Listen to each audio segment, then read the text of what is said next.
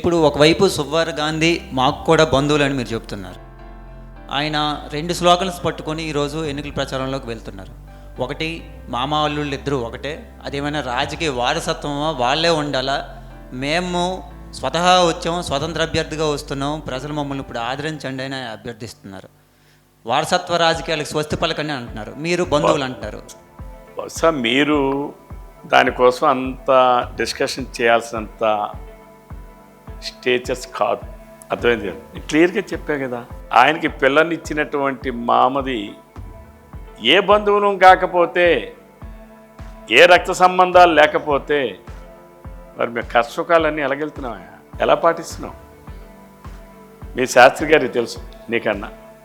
అయితే ఏంటంటే నేను ఒకటే చెప్తా, రాజకీయ విధానం వేరు, సిద్ధాంతం వేరు. నా రాజకీయ విధానం సిద్ధాంతం దగ్గర రక్త సంబంధం అయినటువంటి తమ్మినేని సీతారావునే కాదు అని వదిలేసిన వాడిని.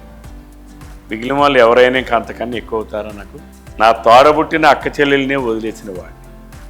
తర్వాత 2019లో కొత్తగా గుర్తొచ్చిందా?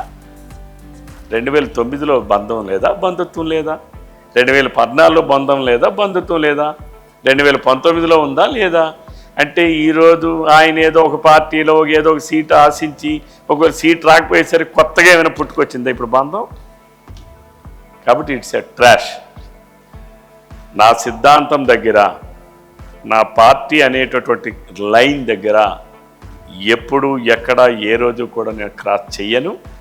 క్రాస్ చేసేటటువంటి వాళ్ళకు ఒక లిమిటేషన్ లేకుండా ఉండేటటువంటి వాళ్ళు ఏదైనా మాట్లాడతారు. వాటన్నిటికీ పెద్దగా స్పందించాల్సినటువంటి అవసరం లేదేమో అనేది నా భావన.